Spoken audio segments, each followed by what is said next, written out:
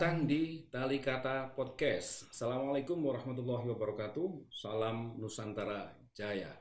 Baik, saudara-saudara sebangsa dan setanah air, Tali Kata adalah sebuah podcast yang mempersatukan kata-kata yang liar menjadi kata-kata yang produktif.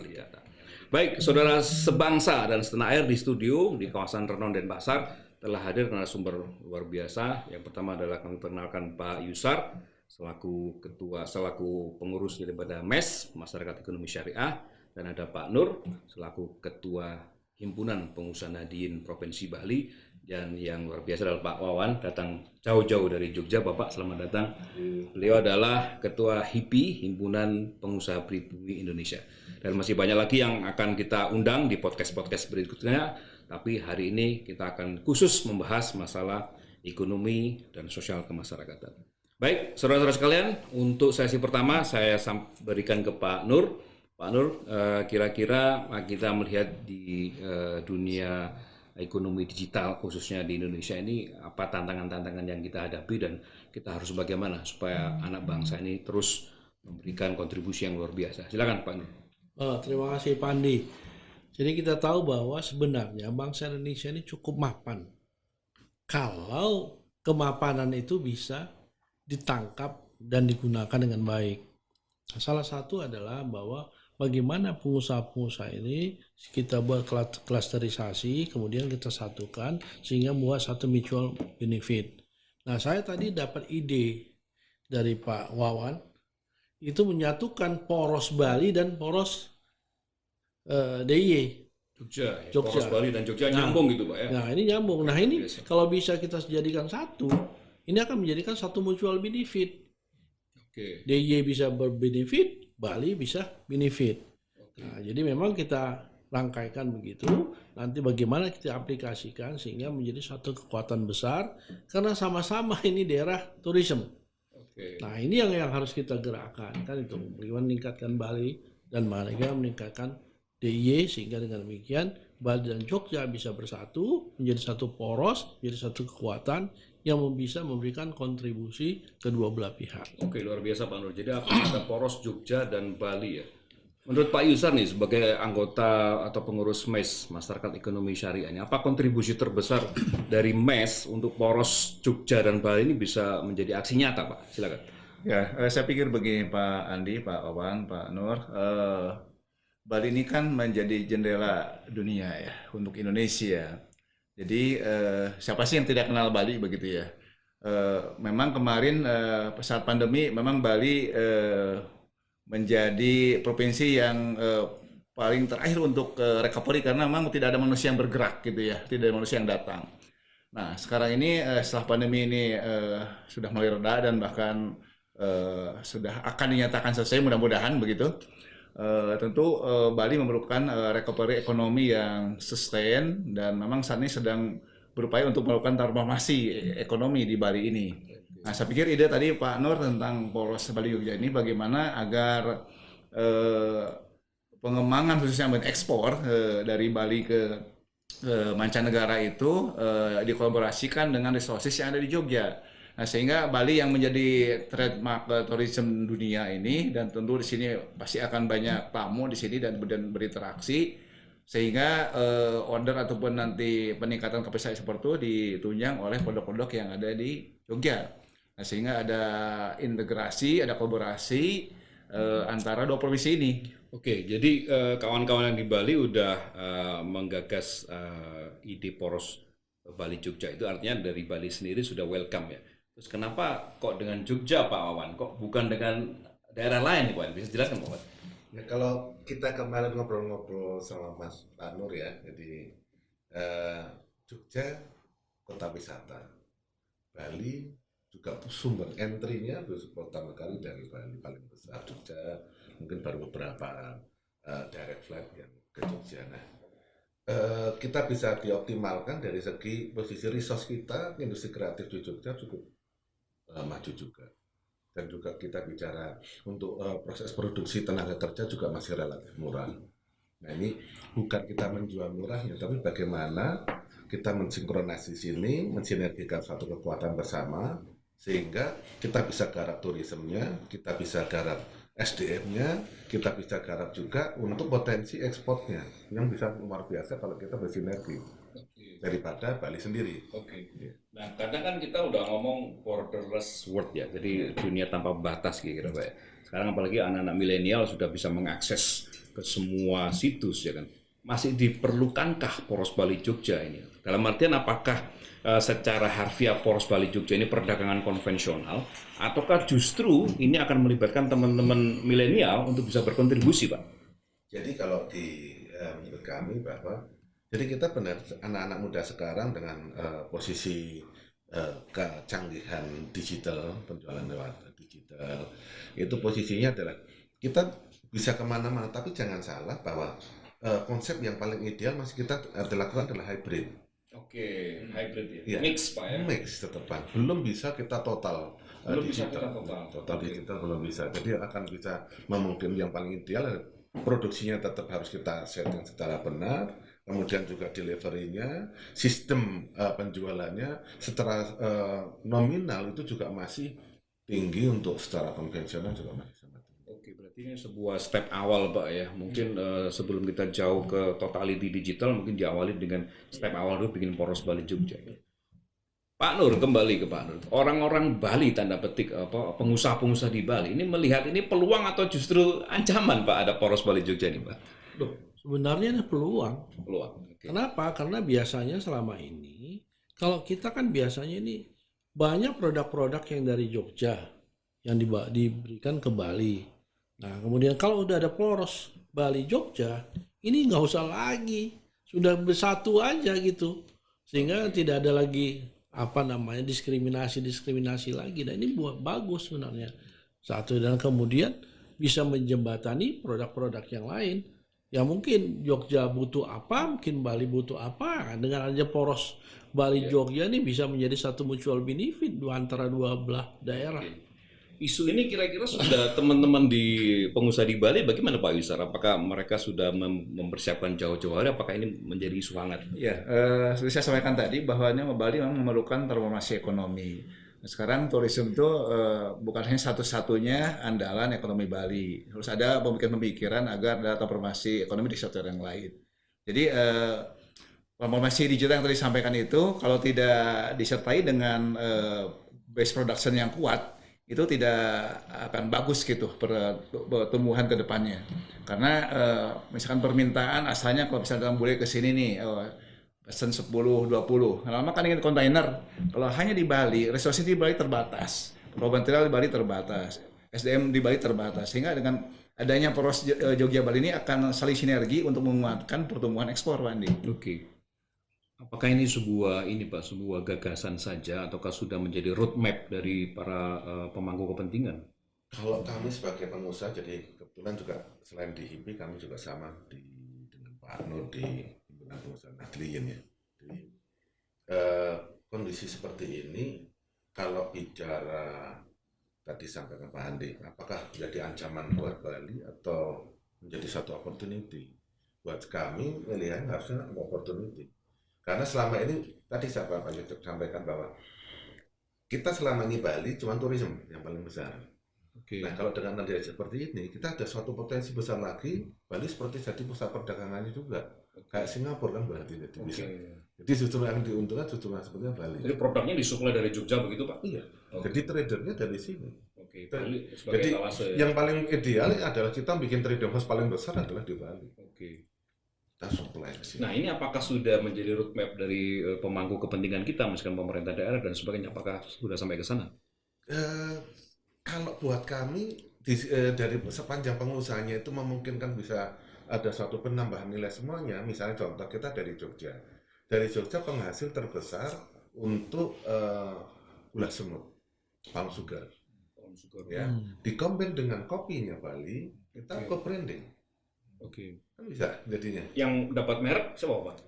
Semut dari Bali dong, waktu malah. Oke. Kita diuntungkan Bali. Iya, ya? Bali Oke. diuntungkan. Kopi Bali jualannya kita gulanya dari sini. Oke, luar biasa. Gitu Pak. Jadi, Ini pemerintah udah mengetahui ini Pak atau bagaimana? kalau di Bali saya pikir juga sudah mulai kemarin ada Oke. inquiry, karena inquiry dari pemerintah daerah lewat dinas perindustrian dari Bali, provinsi menghubungin ke dinas dari Jogja. Pak Nur, apakah demikian Pak Nur? di Bali, teman-teman di Bali sudah merindukan gagasan Poros Bali Jogja ini, Pak Nur? Ya begini, ini kan satu gagasan untuk all future ke depan yang bagus. Nah, harusnya kita sudah mulai. Oke. Bisa tidak bisa, mau tidak mau kita harus mulai kan gitu. Oke. Sehingga dengan demikian bisa mendapatkan satu benefit yang luar biasa. Jadi nggak usah nunggu terlalu lama Nggak ini ya. usah. Jadi Apalagi- teman-teman MES bisa berkontribusi ini. Kawan-kawan MES bisa langsung geruduk ini. Tambahan Pak Andi. Iya, silakan. Kita selama ini sebelum ada kita bicara dengan mengenai Poros Bali, banyak loh eksportir Bali yang sudah sebagian besar sudah punya gudang juga di Jogja loh. Oke. Sudah banyak sekali. Jadi jualnya mereka ekspornya dari sini bayar. Kita setor. Kalau istilahnya kan kami samakan, kami punya susu, kami punya nama. Iya.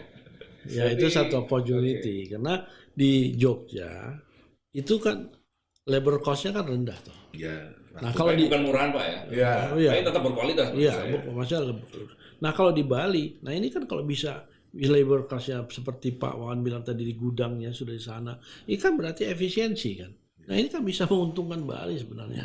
Jadi mau tidak mau, bisa nggak bisa, Poros Bali, Jogja ini harus terrealisasi. Kalau mau dua-dua mutual benefit itu. Harus ada mutual benefit. Jadi saya rasa ini bukan hanya sekedar di deklarasi seperti kayak organisasi seperti umumnya Pak ya, tapi harus dieksekusi Pak ya. Gimana Pak Yusar? Ya, karena kan semua sebagai strategi Pak Andi. Jadi kita tidak gerudukan, kita Poros Bali Jogja ini menjadi fokus tersendiri gitu. Karena sudah tentu dengan pengembangan yang luas melalui Bali ini, ekspansi produk-produk dari Jogja misalnya seperti itu, ini akan tentu akan menambah GDP Bali, PDRB Bali dan juga otomatis untuk menambah PDRB juga Yogyakarta. Sehingga ada pertumbuhan dua provinsi ini yang saling sinergi gitu. Ini Bali kencang di ekspornya, kemudian base production-nya ada di Jogja, sehingga pertumbuhan sama-sama saling sinergi itu Pak Andi. Kira-kira di kawan-kawan pengusaha sudah ada ini nggak Pak, hitung-hitungan bagaimana pertumbuhannya begitu Pak? Secara detail belum, cuman kami kemarin salah satu kami hari ini datang ke Bali adalah ingin mewujudkan tadi kopi Bali yang sangat terkenal dengan gula semut Jogja. Co-branding kita. Biasa, branding ya. Iya. Kita di bundling sudah jadi. Gitu. Iya. Itu baru satu produk Pak Andi itu.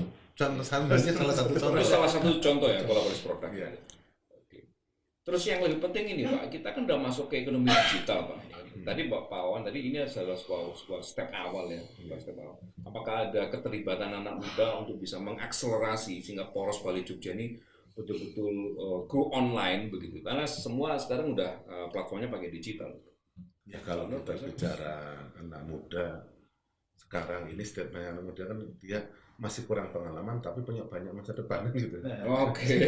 Gimana kurang pengalaman? Anak muda kan kalau punya pengalaman masih kurang, Oke. tapi dia punya prospek ke depan, punya masa depan. Oh gitu Jadi ya. kita tetap yang tua ini juga harus bersinergi. Tetap membutuhkan mereka Pak ya. Sangat. Jadi sekarang itu fasenya anak muda. Oke. Itu jadi anak muda yang berkarya itu Oke. dengan support. Jadi kalau di Jawa banyak falsafah Pak. Kita ada namanya kebun nyusu gudel.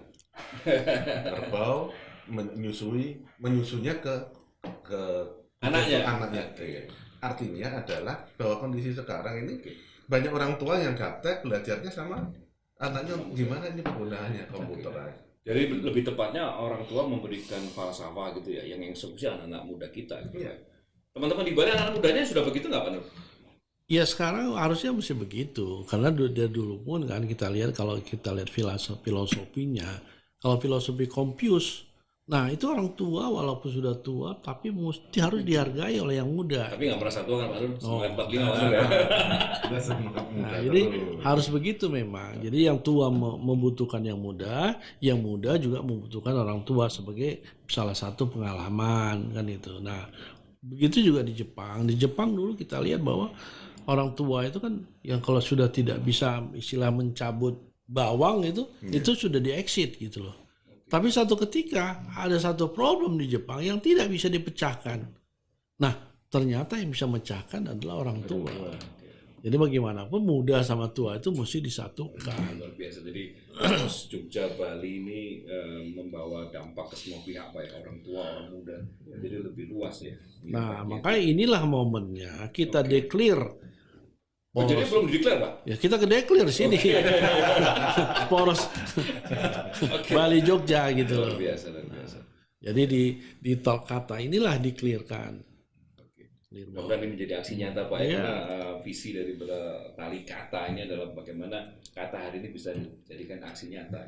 Iya. Pak Isar, ada komentar anak muda kita, Pak? Iya, Pak Andi, kalau Gubernur BI bilang bahwa yang terpenting untuk rangka recovery ekonomi pasca pandemi ini, satu optimis, yang kedua memang transformasi digital, Pak. Jadi ke depan untuk pengembangan ekspor ataupun juga lokal marketnya ini tentu pakai digital, Pak Andi. Tapi sudah tentu dengan digital ini kan harus disertai dengan dukungan dari mulai raw material, manpower-nya. Nah ini Poros Bali Jogja ini akan persatukan ini Pak Andi. Karena memang di Bali terus saja, kalau kita hitung cost ya Pak Andi, raw material di sini relatif mahal, masih datang dari sana kan mahal. Yang kedua tenaga kerja sini kan buruh mahal juga, sewa tanah mahal juga di sini. Kalau beli pun apalagi mahal juga. Ujungnya pricing-nya tidak kompetitif gitu. Nah, tapi kalau misalkan Jogja yang bikin, kemudian supply ke sini, itu harga tuh bisa jauh lebih murah gitu. Sehingga ekspor pun kompetitif di global. Ekspor kompetitif di global. Apakah ini tujuannya untuk menyerang negara lain yang terlalu banyak impor ke kita sehingga kita counter dengan ekspor kita, Pak? Ya kalau kami bicaranya adalah sekarang bagaimana Indonesia lebih pada posisi meningkatkan produk-produk lokal menjadi suatu ikonik dan bisa masuk meningkatkan ekspor juga, itu menurut kami sangat sudah waktunya dan memang harus kita meningkatkan setiap tahun harus meningkat terus. Kalau kita ekspor sama impor kita lebih besar mana Pak? Yang biasanya ekspor impor itu? Ya biasanya lebih banyak import daripada ekspor. Wih, lebih banyak impor Pak. Jadi tugas berat dong ini Pak. Tugas bersama kali ya untuk meningkatkan ekspor Ya. dengan Poros Bali Jogja. Ya gini Pak Andi, makanya pengembangan startup itu udah di channel distribution dari marketing kan jalan nih Pak. Cuma siapa pengisi channel itu Pak? Ya kan yang sekarang ini kan banyak banjir impor produk dari luar. Nah, misalkan dari Cina itu kan luar biasa. Akhirnya yang teman-teman di sini tidak kebagian tuh nilai tambahnya. Gitu. Yang salah satu contoh nih, Singapura saja. Singapura tuh sebenarnya banyak produk-produk dari Indonesia yang dijual di Singapura. Cuman brandnya itu ditukar. Padahal yang buat orang Indonesia ditukar. Nah datang orang Indonesia beli brand yang dibuat sendiri. Itu kan konyol. Nah ini harus kita robah. Mindsetnya itu harus kita robah. Jangan luar negeri minded kan itu tuh. Padahal kita juga lebih bagus. Jadi masalahnya di produk yang harus kita kuatkan sehingga bisa mengisi pasar ekspor itu lewat Bali Pak, yang notabene-nya direct flight ya kan sudah international minded ya. Semua infrastruktur ada di Bali, tinggal nanti barangnya aja didistribusikan, dikirim ya dari Jogja gitu Pak ya. Baru kita akan ekspor dan ekspor menggunakan teknologi Pak.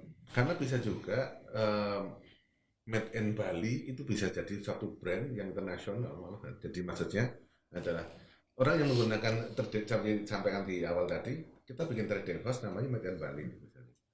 Ini Made in Bali jadi satu brand yang kuat dan ini pakai semuanya daerah di Indonesia pakai Made in Bali kan nggak ada masalah. Oh gitu ya. Produk lokal aslinya bagaimana Pak? Tenggelam dong kalau gitu. Ya jadi posisi Made in Bali as a brand. Oke. Sebagai merek. Sebagai pintu masuk Ya. tadi Pak. Iya. Sebagai merek. Sama Singapura lah. Singapura kan brandnya masih Singapura. Tapi belum tentu yang buat itu orang Singapura. Kenapa baru sekarang Pak? Ya baru sekarang tercetus gitu loh. Karena strategis banget itu. Kita punya resource yang luar biasa ya kan, tinggal masalah pengelolaan brand sama distribusi aja kan Pak. Iya. Apalagi anak-anak muda kita sudah online semua.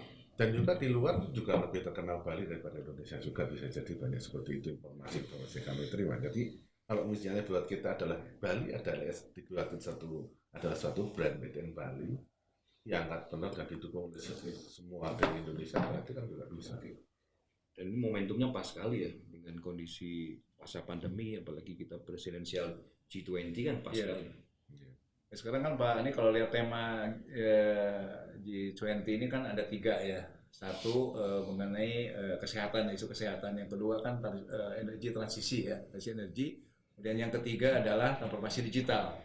Ini kan transformasi digital ini kan harus diterjemahkan bagaimana agar kita sebagai anggota G20 ini berkontribusi untuk bisa membawa gerbong UKM-UKM ini yang ada di Indonesia ini ke ekspor global.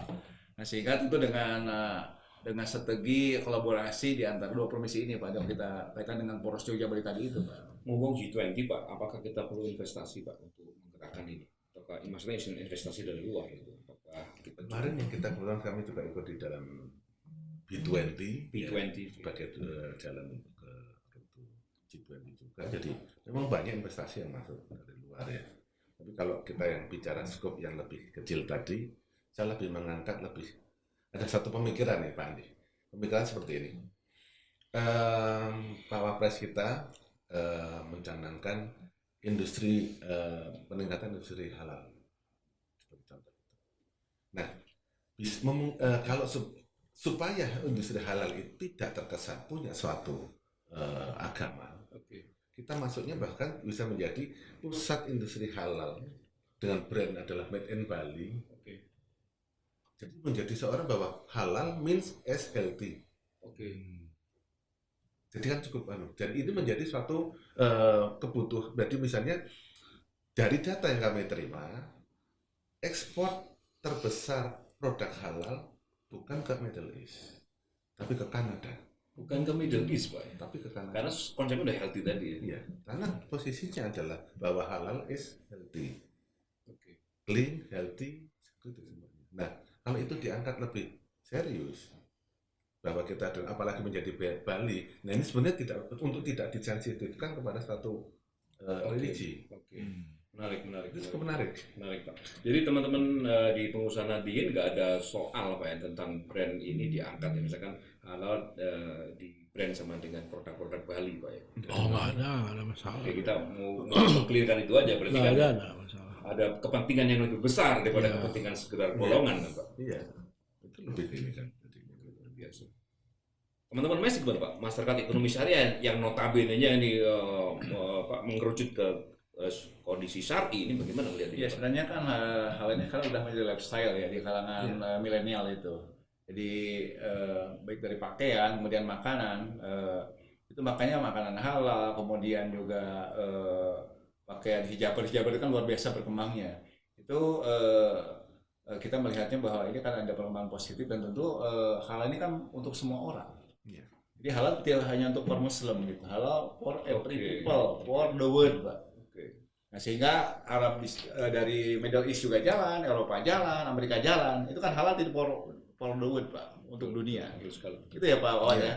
Cuma tetap memang ketentuan halal harus sesuai dengan Oke. kaidah-kaidah yang harus ditetapkan. Tapi secara itu as a business kan semua orang bisa Iya. nikmati, Iya, bisa berkontribusi. lifestyle tadi Pak. lifestyle. Oke. Menarik Pak, mulai dari poros Bali Jogja sampai ke halalan produk, ya kan, Iya. sampai ke teman-teman. Karena kita justru kami di Jogja kepentingan seperti itu. Oke. Jadi kalau misalnya sekarang kami trading terbesar harusnya dari Bali karena semua tamu-tamu asing sudah ini datangnya ke sini. Nah, kalau ini bisa kita ambil kesempatan dari posisi trading ya. Jadi posisi halal bisa juga dipasarin lewat Bali dong. Oke. Kan gitu harusnya. Iya. Berarti kita pastikan ini clear Pak, dalam hal tidak ada benturan di soal agama ya, karena kita harus angkat bisnisnya untuk maslahat ataupun bermanfaat bagi semua orang kan gitu Pak. Iya. Harusnya posisinya dengan ketentuan ada labeling khusus halal karena memang tadi kalau untuk Produknya ketentuan memang teknisnya ada ya. Ada ketentuan teknisnya. Tapi kalau untuk perdagangannya kita bagaimana itu nggak ada masalah. Seharusnya perlu dikonkretkan Pak. Jadi kapan kita mendeklarasikan ini dan melibatkan beberapa stakeholder begitu sehingga ini bukan hanya sekedar jargon ya. Kami mengundang ya Pak. Saya Nggak mungkin kita digelar di Jogja. Harus diklat di Bali ya. Di Bali kan ya. Boleh, karena masalahnya kan kita siap saja. Apalagi Pak Wawan ini kan korwil daripada himpunan pengusaha pribumi toh untuk Jogja. Ini kan gerbongnya cukup banyak ini. Nah, kita siap aja kan kapan mau declare.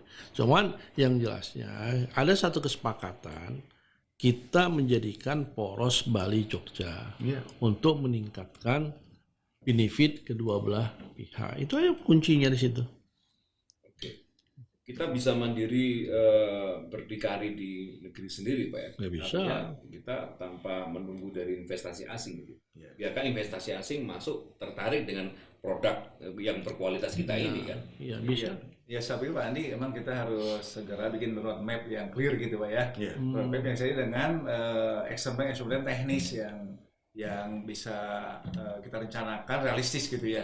Sehingga tidak hanya wacana Pak Nur, Pak Wawan. Jadi ya tentu bagi pengusaha kan peluang opportunity itu kan harus kita ambil gitu. Sehingga saya pikir ini tinggal bagaimana nih action plan kita Pak Nur, Pak Wawan.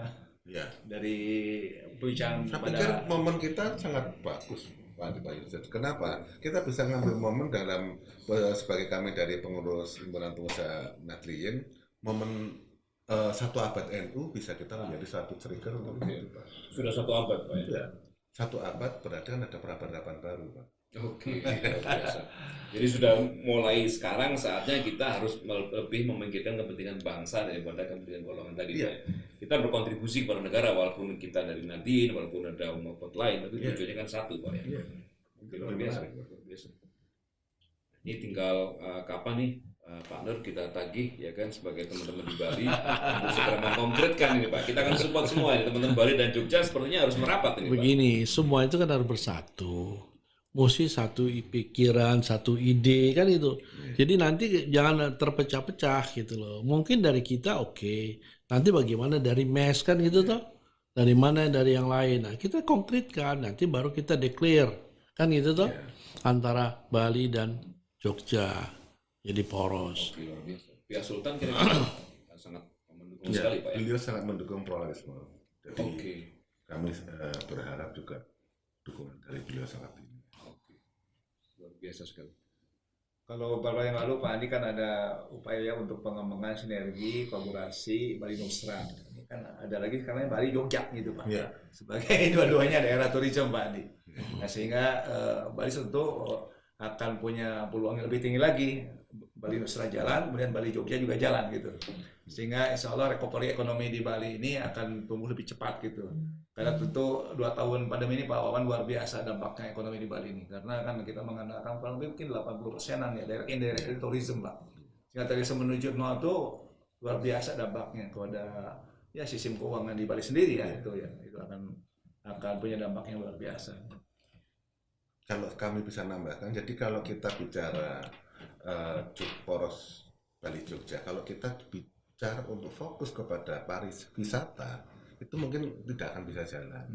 Karena masing-masing wah nanti masih menjadi ancaman. Oke, Ya gitu oke, kan. oke. Tapi kalau kita bundling dengan banyak hal, lebih komplit tadi, perdagangannya kita ambil. Nanti juga misalnya dari turisme dari sini kita juga pakai vokasi ataupun untuk pembelajaran dari orang-orang asing untuk masuk ke kita garap bersama. Itu bisa lebih masuk. Ini itu ide mengenai itu Pak Andi, mengenai cross culture gitu kan. Yang mau rencana kita mengundang Iya. teman-teman Jadi dari memang- luar tuh. Memang begini Bapak, ada tren bahwa orang-orang dari Eropa ini harus belajar ke kita. Jadi itu yang kita harus ambil kan. Budaya gitu. Budaya itu Pak yang kita memiliki kekayaan luar biasa. Sampai-sampainya orang Eropa kita undang ke sini dan mereka suka. Mungkin dari situ kita bisa go global ya, dengan Iya. produk-produk yang disiapkan dari negeri kita sendiri. Itu sebuah opportunity sebetulnya Pak. Semua tahu Bali kan, tinggal nanti setelah dia datang ke Bali kita sungguh ini ada Jogja nih kan gitu. Iya. Luar biasa. Ya nanti disinergikan saja kan lebih bagus toh. Iya. Atau idenya dari Pak Andi, idenya dari Pak Yusar disinergikan sehingga semua menjadi satu satuan yang menjadi kekuatan. Oke, luar biasa. Jadi memang kita juga mengundang teman-teman yang lain Pak untuk bisa memberikan masukan, gagasan dan ide-ide yang luar biasa bagaimana kondisi bangsa ini dengan momentum yang pasca pandemi apalagi kita presidensi G20 harus digagas ide-ide yang spektakuler dan itu harus menjadi kegiatan konkret karena tanpa ada yang memulai itu akan sulit kita berkembang. Nah, akhirnya teman-teman dari pengusaha, teman-teman dari organisasi profesi sepertinya harus segera merapat ini Pak, karena ini waktunya sudah nggak ada lagi waktu. Pendapat Pak Andi. Jadi tahun 2023 juga tahun depan Indonesia sebagai presidensi untuk ASEAN juga kan ketua ASEAN. Nah, ini satu kesempatan garap cepat. Gercep. Oke, ya penonton sekalian, saudara sebangsa dan setanah air, kita telah menemukan benang merah ya, bahwa impact daripada G20 ini banyak sekali melahirkan ide-ide walaupun di level grassroots, ya kan, kita tetap memberikan kontribusi sehingga apa yang kita katakan hari ini akan menjadi aksi nyata. Terima kasih, sampai jumpa, sampai ketemu di lain kesempatan. Wassalamualaikum warahmatullahi wabarakatuh. Salam Nusantara Jaya.